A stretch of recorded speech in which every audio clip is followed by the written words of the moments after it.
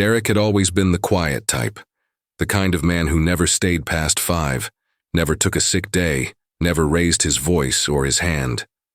At Midtown Trust, where silence was survival and glass walls meant eyes were always watching, Derek's presence barely echoed. But last Friday night something happened, and if you're watching this, then somehow the security footage they tried to bury didn't stay buried. This isn't one of those stories where the ending ties neatly into justice or karma or some late-night epiphany. No, this is a confession, disguised as a warning. It started at 7:42 p.m. The office had emptied. The automatic lights clicked off, row by row. Elevators sat still. The CEO, Mr. Graham, had stayed late for a call with Tokyo. He was the only one supposed to be there, except Derek was still inside. Not by accident. Not because he forgot something. He chose to stay, and the cameras show him walking into conference room B, alone. He didn't leave. Not by the door, not by the fire exit, not by any known path a human body can take. I need you to listen closely because what happens next isn't just strange. It feels wrong in your bones. Around 8:06 p.m., the glass walls of the room fogged from the inside. The heat sensors flared for exactly 7 seconds, then flatlined. The conference room lights flickered, not like a bulb going out, but like something was interfering from inside. The wiring. Mr. Graham, watching from his corner office, stood up, confused, maybe even scared, because no one else had clearance to be in that room. But Derek had gone in, and now there was no Derek. The video feed glitched, only for a moment. But that was enough to hide something. When it came back, Mr. Graham was already in the hallway, walking slowly toward the room like he was being pulled. He opened the door. Empty. Just one chair in the middle of the room, spun slightly to the left, like someone had just stood up. The walls were clear again. The heat sensors were dead, and here's where it gets worse. On the screen behind the chair, a single phrase was typed into the boardroom monitor, which hadn't been used since Monday. Just 2 words, in Derek's login session. Still listening. No one knew what it meant. It said the file didn't exist. HR claimed Derek never requested overtime. His badge was never swiped out. No trace of him leaving. His phone stayed on his desk, his keys in his locker. They even checked the stairwells. Nothing. It was like he melted into the floor. The police report was filed under unexplained disappearance.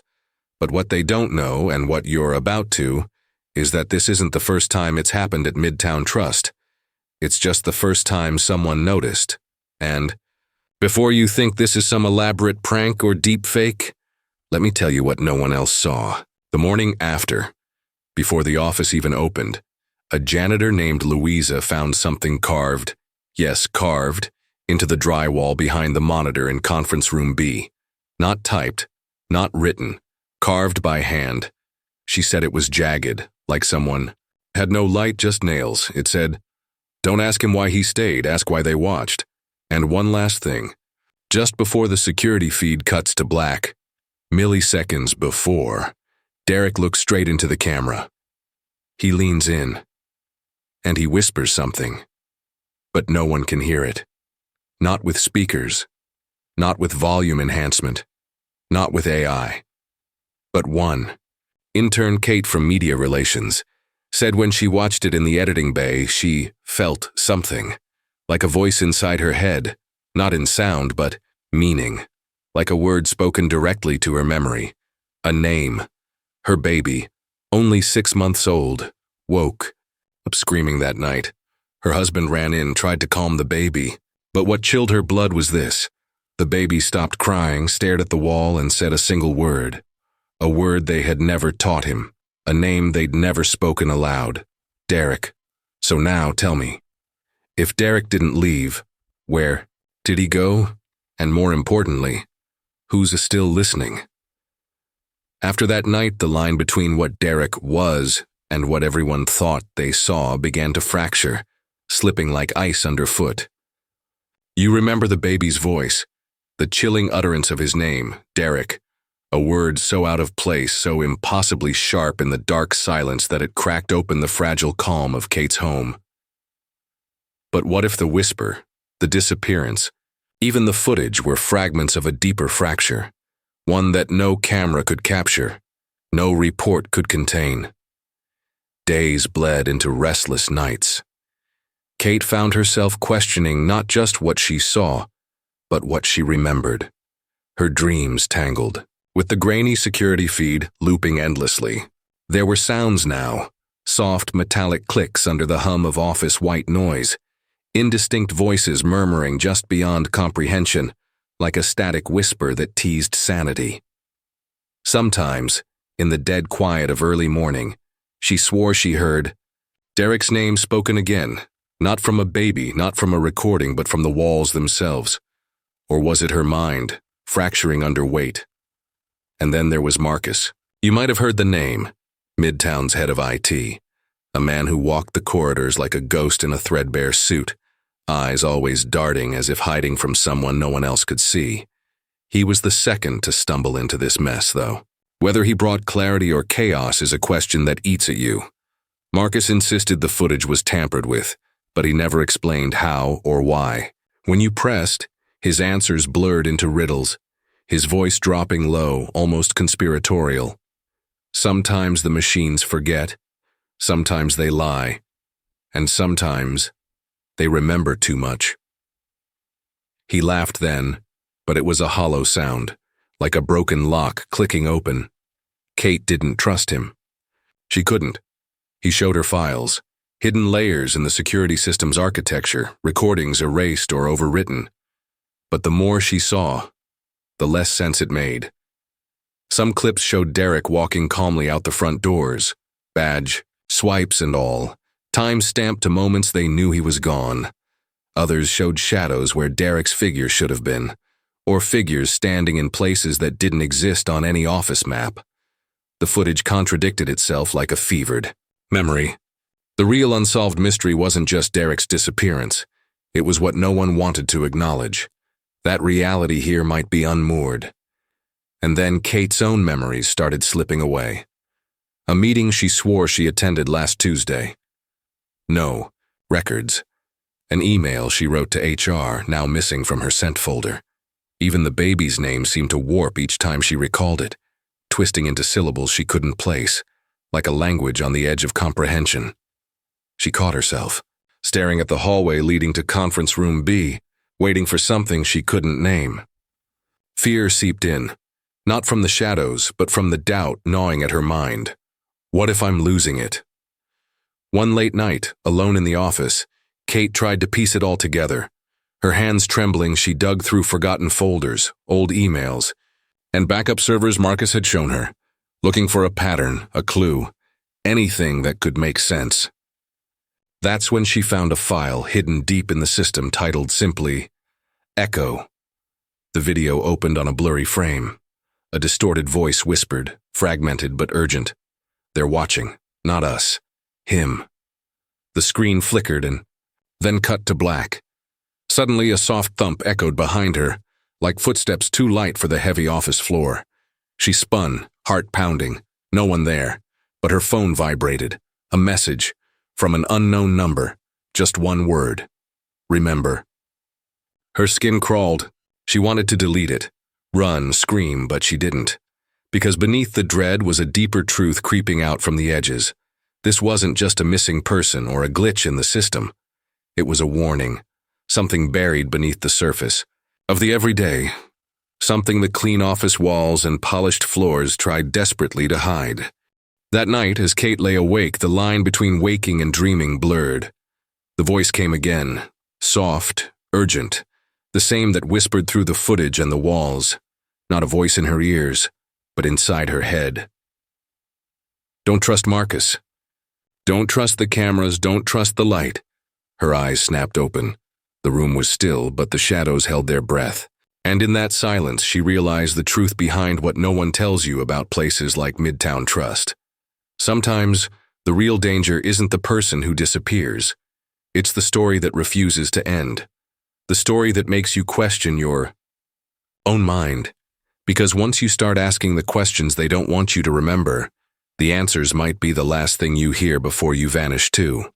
Kate sat frozen in the dim glow of her laptop screen, the hum of the city outside barely piercing the thick silence of her cramped apartment.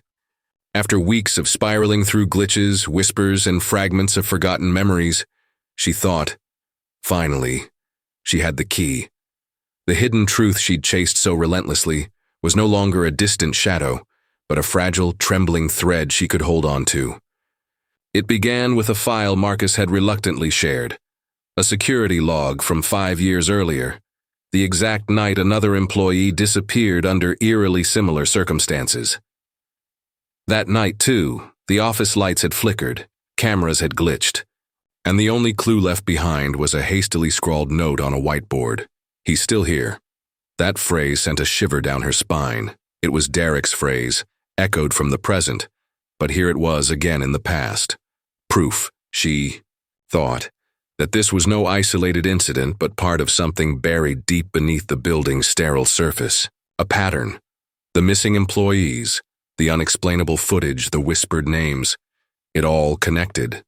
She replayed the old footage over and over, searching for anomalies. And then she found it.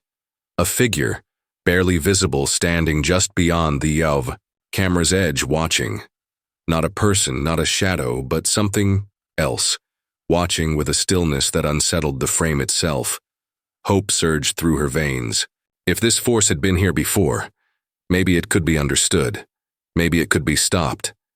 She reached out to the company archives, digging through dusty files and yellowed memos, until she uncovered the story of Jonathan Myers, a janitor, who vanished without a trace exactly 5 years ago to the day.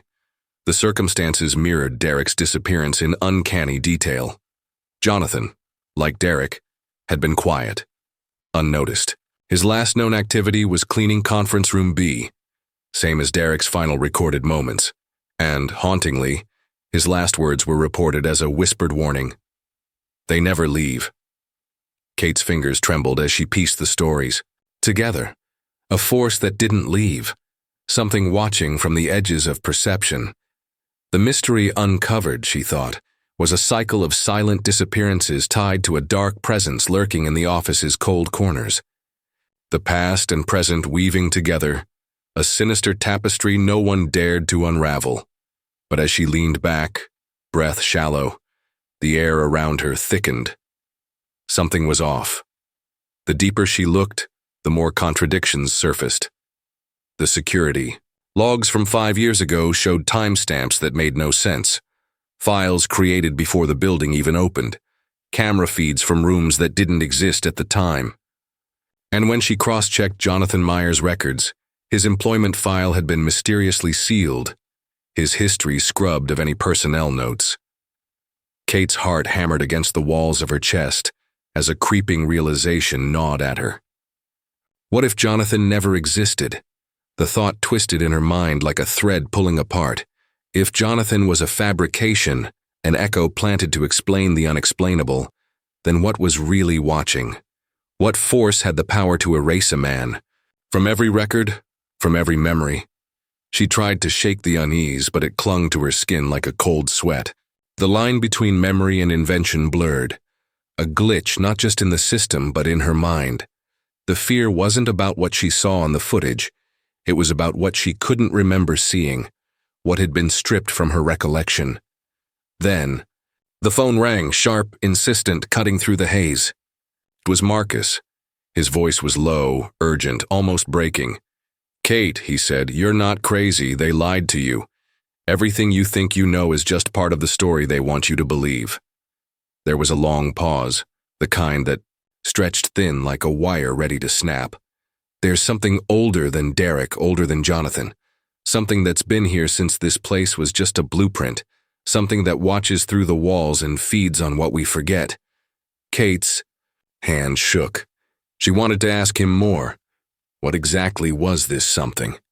But before she could, the line went dead. Her screen flickered violently, then plunged into darkness. The city noises outside seemed to mute, swallowed whole by a pressing silence that felt too heavy to bear. It wasn't just a power outage. It was a signal, an interruption in the fragile thread holding her reality together. And then, as her eyes adjusted to the dark, she noticed the faint glow from her window, the reflection of the office building across the street.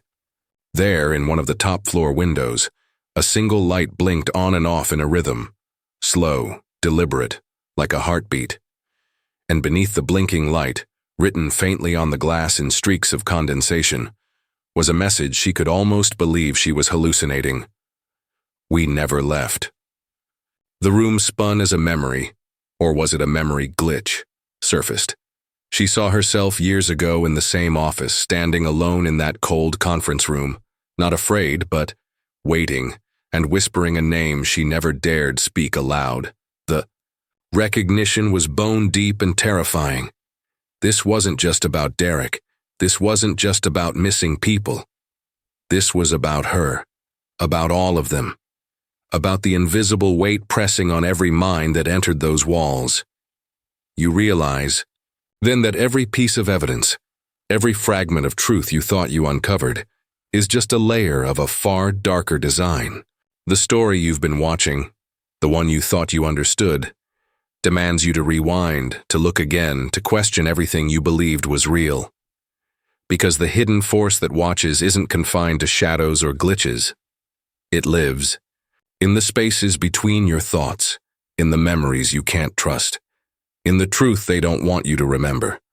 And as you stare at the blinking light, the message fading into darkness, you know with a cold certainty, this story is far from over. It's only just begun. The night air felt thicker now, as if the very fabric of reality had begun to fray just beyond the reach of understanding, and Kate wasn't alone in sensing it.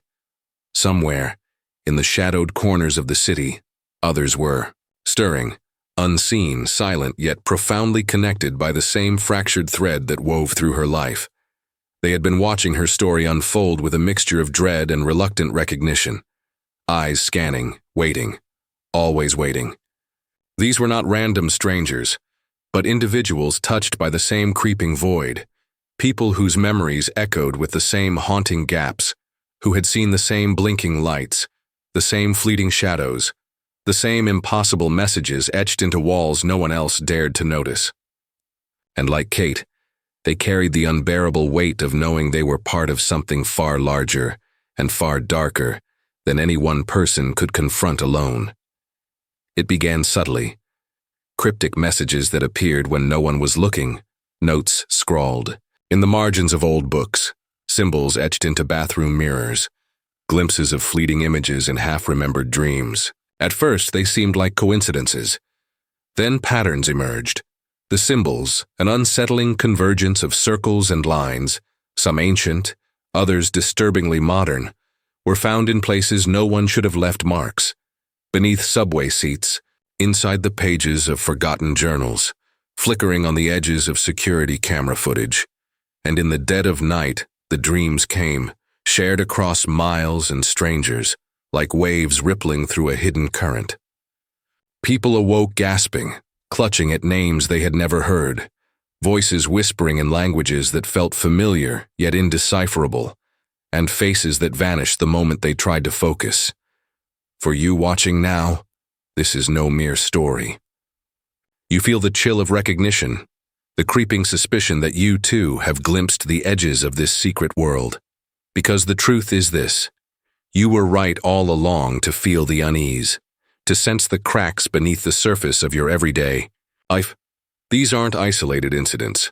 They are the symptoms of a vast, unseen network, an intricate web of control and observation stretching back decades. Found footage from 20 years ago, quietly unearthed in archives the government never released, shows fleeting glimpses of figures moving through office corridors, eerily similar to the ones Kate now inhabits, shadows merging with light in impossible ways. And within those blurred frames, cryptic annotations appear in the margins of official documents, numbers, symbols, names, suggesting this is not a new phenomenon but a cycle repeating, feeding, growing stronger. Into this tangled maze steps a third perspective, an observer unlike Kate or Marcus, someone who does not wear the mask of confusion or fear, but carries the unsettling calm of someone who has watched long enough to understand the rules, even if he cannot change them.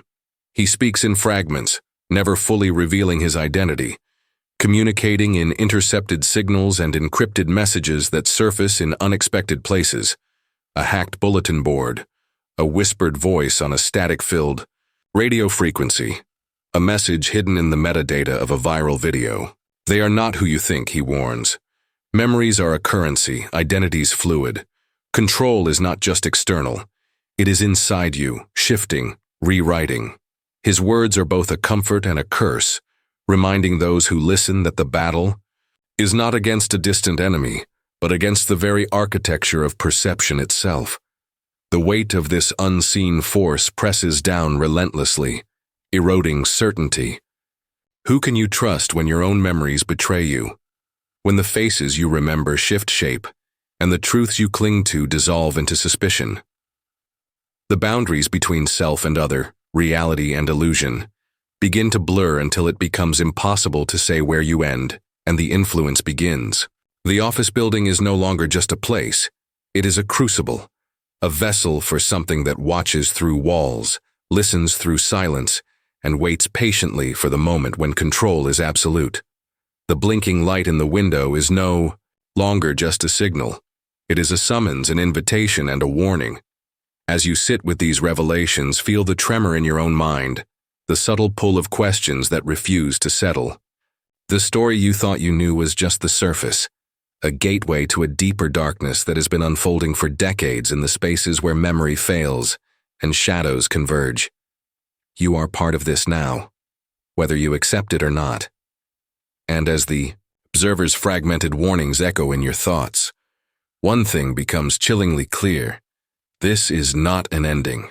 It is the moment the story begins to live inside you, pulling you into a maze of secrets where every answer breeds new questions, and every shadow hides a truth they never wanted you to see.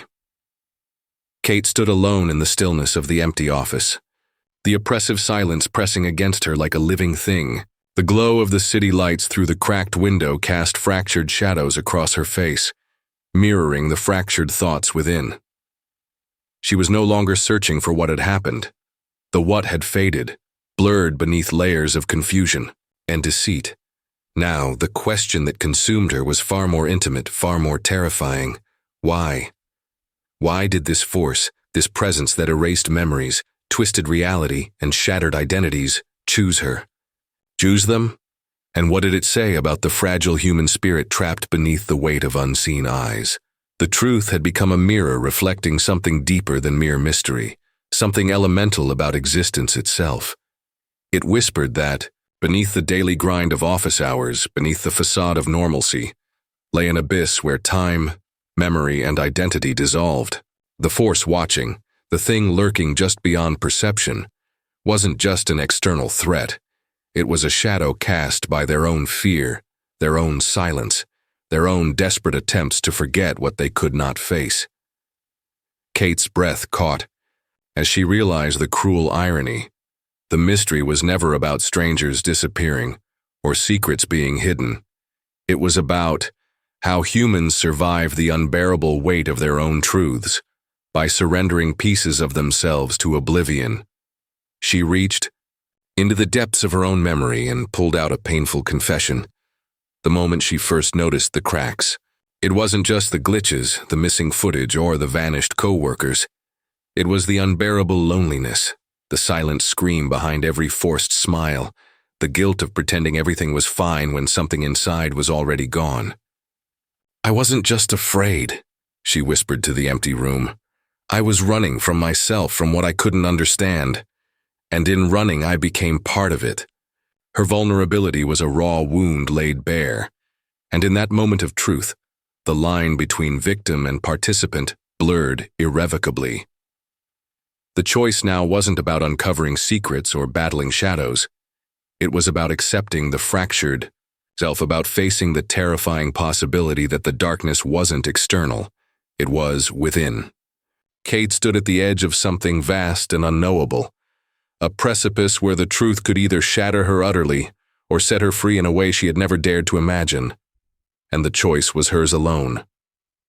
Behind her, the blinking light flickered. Steady, now, like a heartbeat syncing with her own. The office walls seemed to breathe, the very air vibrating with an ancient knowledge. She could feel the weight of the unseen observer's gaze, but it no longer felt hostile. It was patient, waiting for her to decide if she would embrace the fracture or be consumed by it, if she would become a keeper of the hidden truths or a prisoner to the silence. The fear was palpable, but beneath it pulsed a fragile hope. Hope that even in the darkest corners of memory and mind, there could be grace.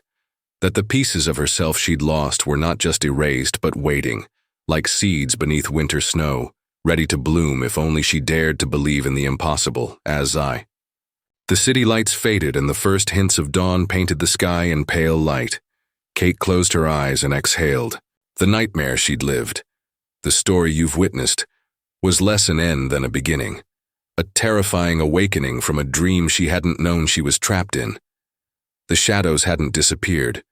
They had simply become part of her, and, as you watch this, feeling the weight of her choice, the echo of her confession, know this: the truth is never just out there, waiting to be found. Sometimes it's buried deep inside us, challenging everything we thought we were. And whether that truth saves us or destroys us depends on the courage to face it without turning away. Thank you for watching. Don't forget to like, share, and subscribe for stories you were never meant to hear. Until next time, remember, some truths don't want to be found.